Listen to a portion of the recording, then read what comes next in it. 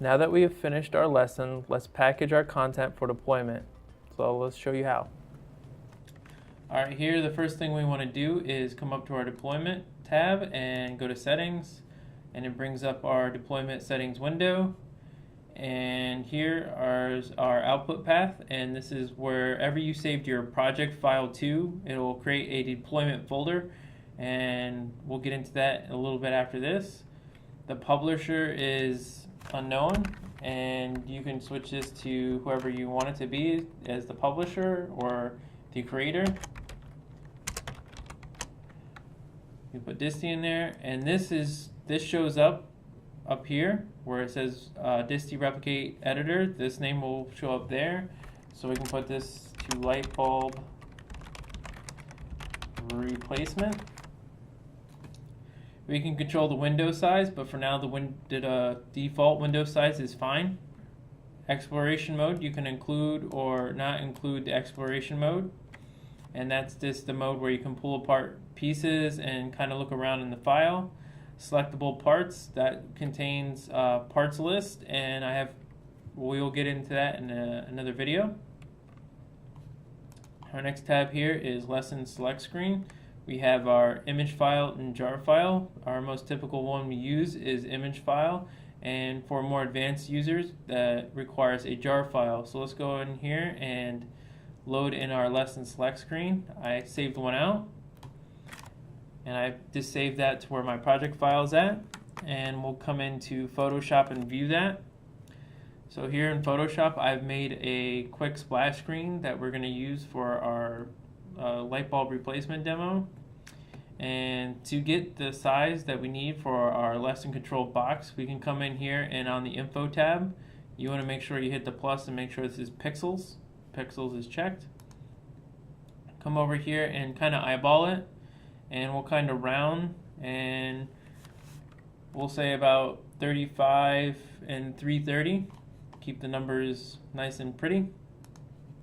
Come back over here, and from the pixels from the top left of the image, we want 35 and 330.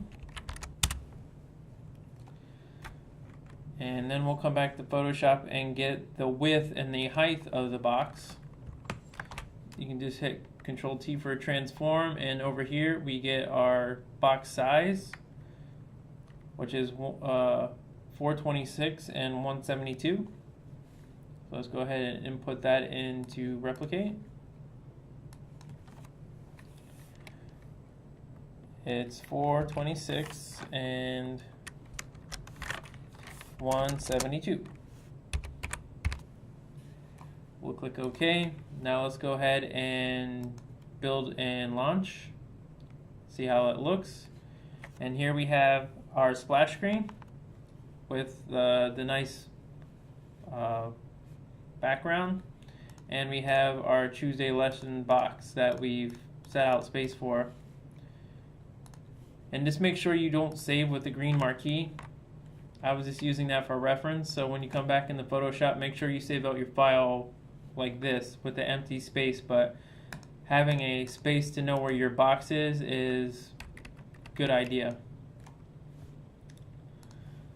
So we have our lesson there. Alright, now we're ready to set up our deployments, one for the desktop and one for the web. And this is our deploy button. This will automatically create that deployment where we set up. It's actually loading and deploying those now.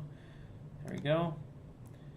And that is getting deployed from this output path. Just to go in the desktop, we can also control the window area that it starts at from the top left corner. And for our web tab, we have a place where you can put a digital signature, which is used by Java and web browsers, so the person can digitally sign the Java content. So if that's needed, we have that ability.